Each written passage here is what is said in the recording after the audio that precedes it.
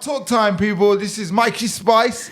You know how he is. This is where I bring real life transformations and we tell the truth about what really went on behind the scenes. And today, in the studio, I have not only this amazing woman, Zoe Bennett, NBC director, brilliant speaker, and what more can I say? Zoe, welcome to Sharp Talk. Thanks for having me, Mr. Mikey Spice. I'm looking forward to this. Thank you, Zoe. Zoe, so tell the audience a little bit about yourself, you know, about your background. Well, apparently, Mikey Spice created me. Created a new me, apparently. Yeah, No, I do times. No, do you things like did the that. transformation. Thank you. I will give it to you. So, yeah, and I'm talking about fitness transformation. So necessary, but I'm sure we'll get into that in a little while. But for me, people call me the motivational queen. Yeah. And I'm trademarked in the UK, Europe, and United States of America. Even have my own jewelry line. There we go, people. Awesome. So, and it says, believe in yourself and never give up. And it's about motivational word, reminding yourself that, you know what, you've got this. You can actually achieve whatever you want to achieve through a positive mindset. Yeah. I am the CEO and founder of Training Personified Limited, a training provider company, work with corporates as well as welfare to work and government contracts.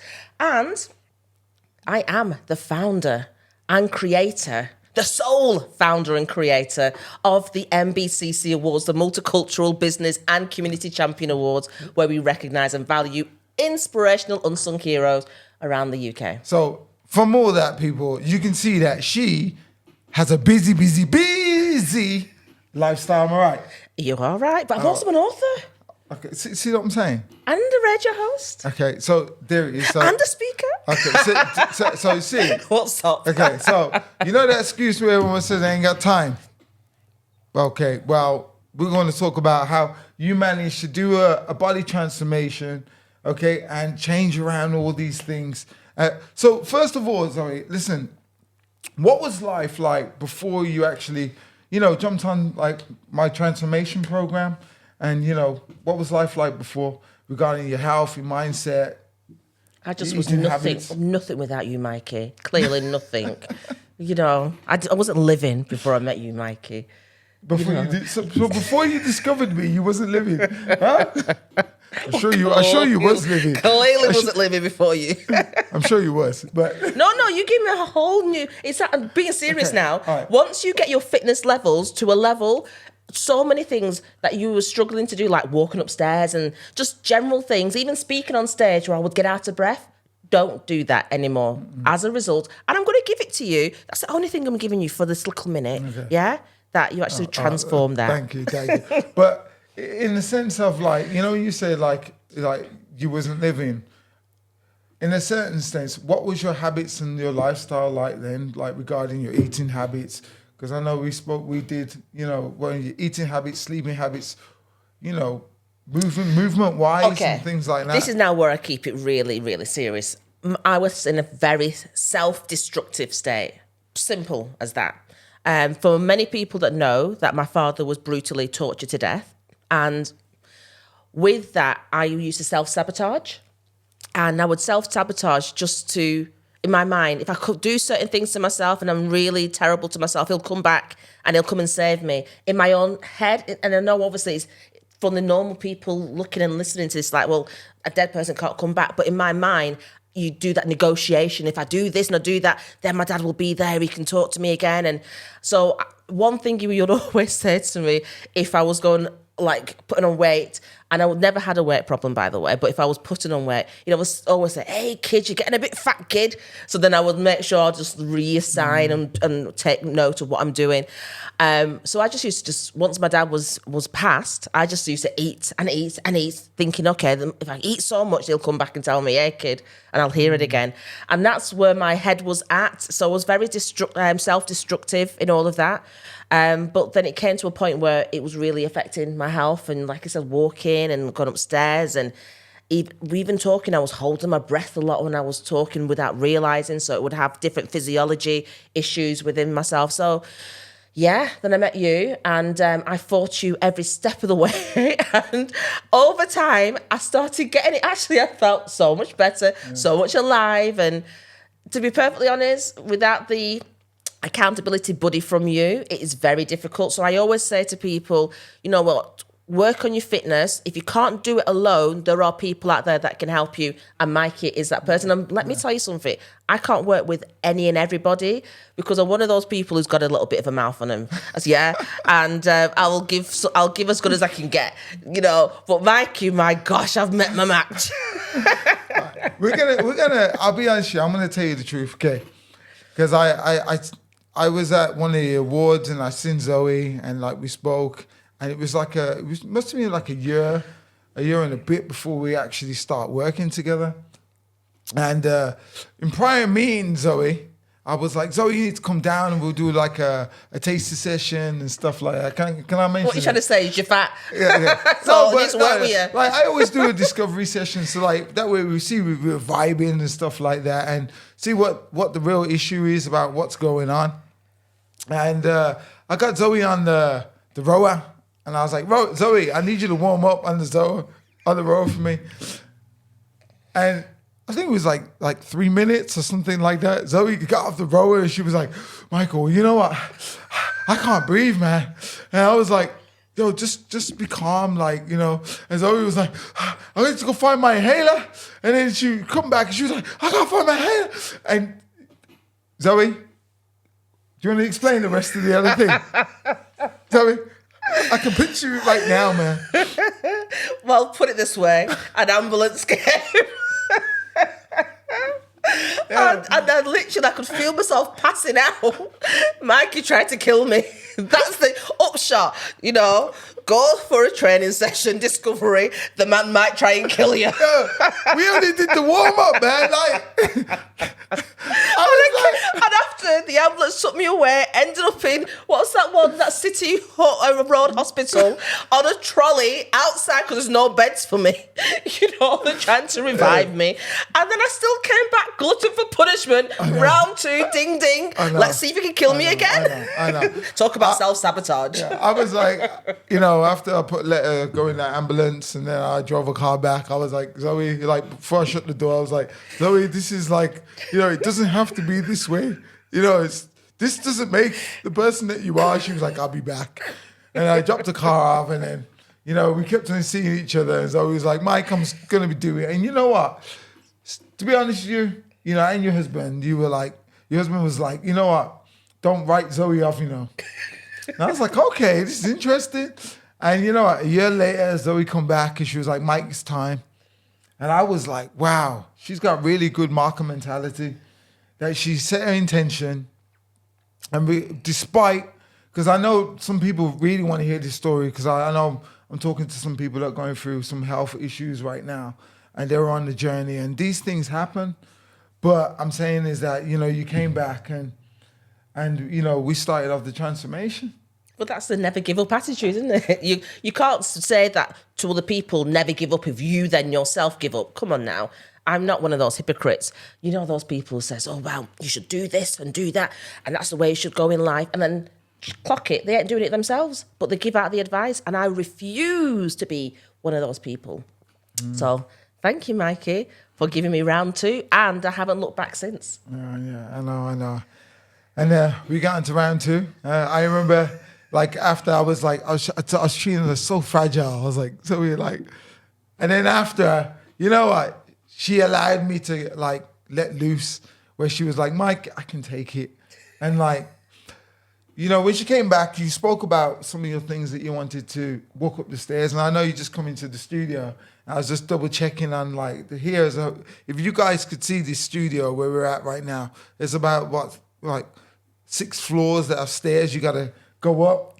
And I was just walking behind Zoe and I was like, is she still going to be out of breath? And no, she walked up fine. She wouldn't stop talking up the way as well. See, that's a skill. Talking and walking upstairs is a skill. So thank you, Mikey.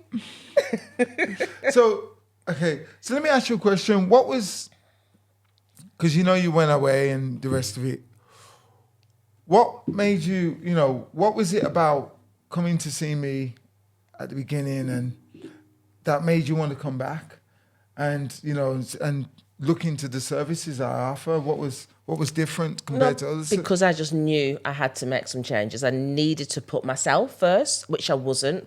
I was always, as you can see, all the many things that I do, thinking I've got no time. But actually, if I've got time to do all those hundreds and thousands of things, clearly I've got time for myself to be within that. So that's what it was. And then at the time as well, my wrist, I've got the chronic de Quervain's tendinitis, and that was a barrier where I couldn't lift anything, not even a carrier bag properly out of his hand. And I thought, you know what, no, there's always going to be barriers, and I've got to just overcome them and work around them. And that's what we did. And ironically, through working and lifting weights, it started strengthening this. You can see the bone still sticking out, But for me, that's where I had to start with just stop making excuses and just having solutions and living by those solutions. And like I said, I refuse to tell somebody else that they should then overcome their barriers if I'm not doing it myself. There's one thing I genuinely don't like is hypocrites, and I refuse to be one of those. How come you decided to work with me and come back? Because really, I put you in the ambulance, and it's because you're relentless, Mikey. Oh, Seriously, okay. I like somebody who doesn't give up. That's my whole ethos, and your mindset as well. We're very similar, aligned. I'm much quieter than you, of course, but but do I hear people laughing in the studio at that? Yeah, Come on now, what is that? I love it, really. I love it. No, but seriously, I'm reserved, very quiet. I'm very shy, and I knew that you could pull that out of me. No, I love it. So Zoe, take us through the moment when you realized that your life was starting to change, and the work that we were doing was starting to see a difference. Help people to understand. Do you know what it was? Seriously, do you know what it was? When I saw that pink elephant running up the road. I had this string vest pink thing on. I got the video on that. So you filmed me running up and down the street. And I didn't even notice really how bad it was was it even straight away you showed me that? It was about maybe a month after, or maybe a month and a half after starting to work with you. And I saw that, I was like, heck to the nizzo. This cannot carry on. I cannot believe that is where I am. And that's what really motivated me. So when you're throwing on the extra weight and you're thinking that I can't do the weight, and then when I lift the weight, and you're like, okay, then I'm throwing more weight on. I'd lift more weight. Then you'd be like, nah, I'm not having that. Then you throw more weight on. I was just determined from there. That was it. So it was the moment, like, you seeing yourself in that video that I shot. You were like, it was like, okay. Yeah. Because I know, and thank you for sharing that, because I know people, the most hardest picture for me to ever get is people's before picture. But in the sense that, I did the video and didn't show you, but I'm saying it was great for you to see it, and then that for it to spur you on. Because right now I actually measured somebody this week, and I know that, there was a little funny feeling about doing it, but you can also use it as a motivational tool like you just did. Oh, no, I've burnt that video. That video was never coming out again. I don't even know where it is. It's disappeared. It's not making an entrance ever again. So neither will I in person as that pink elephant. So no, not happening. She's got the pink elephant in her head anyway. But however, I've still got the video. So, you know what I mean? If I ever see that she started to slip, I'll be like, Zoe! No. Nope. But yeah, no, but do you know what? Sometimes we just need something to like smack us right in the face and have that realization. This is where you really are at. Because, outside looking in, other people can tell you, but you really have to see it for yourself. It's like people who are substance abusers, until they themselves say that I want to make a difference, I see that I have a problem. Doesn't matter how many times other people can say, you've got this problem, you need to do this, you need to do that. It ain't going to work. So me visually seeing that was that turnaround, and so many people need to see that in different ways. It might be a picture, might be a video, might be whatever it is for them, that is that catalyst. So we can't be hard on people just because we know that they need to change. We got to allow people to put vehicles in the way and show them in an indirect way what it is that we see. because sometimes what happens is people are so resistant that are just so stubborn that they will not change. So being direct is not always the way. Yeah. So, in saying that then, so what was the biggest takeaway from you did like just over 19 weeks. What was your biggest takeaway over 19 weeks that you learned about yourself? The biggest takeaway was finishing every day. Because, my gosh, you can talk. Oh my gosh. I was like, my goodness me, that yap. Explain to the audience what some of the talking was about. No, you just want to shut up. So when is he going to stop? Did it sound like you were hearing yourself back? That's probably what it was. Oh my gosh. You see, you're going to be a marker. You're not a pencil. Okay, so tell the audience about the marker and pencil mentality. Gosh, no. I think the audience has heard it a million times. They don't need to hear it again. You are a marker. Okay. You're not a pencil. Okay. And so pencils are people with those limiting self-talks. The markers are the ones that are saying, do you know what? I'm smashing things out of the way. There's not even a hurdle in front. I'm jumping over. I'm going around it. I'm going to make it happen. The pencils are like, no, I think I'm going to stop because it's just too high or it might break my bones or something. So, marker time. So, if you want it, go for it, do it. So pencil time, I ain't doing it. So what was your marker moment then? My marker moment was just to stop him from yapping. Seriously. Okay, so all right, so I like that. So basically, I'll be honest, I had a strategy with Zoe. Oh, talk me to death. Yeah, it was actually. You could have killed me by treading out on the actual rowing machine. Next thing is talk me to death. What's the next thing? Yeah, so that was what it was. So basically, she didn't want to hear me stop. She didn't want to hear me, stop talking. She would just get on with it, and I'll stop talking. But if she stopped, then I had something to say. And I was like, and the marker and the pencil came out. Yeah. Do you know something? I haven't eye rolled in the longest while because I've not seen you for a few weeks. So this eye roll's going to start coming out again.